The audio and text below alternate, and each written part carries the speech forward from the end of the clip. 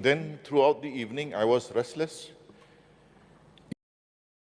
The leader of the House, leader of the opposition, and all the honorable members in expressing our grief and sending our deepest condolences to the family members of our beloved late Dr. Ricky A.J. Sengkon, who is still our MP till date.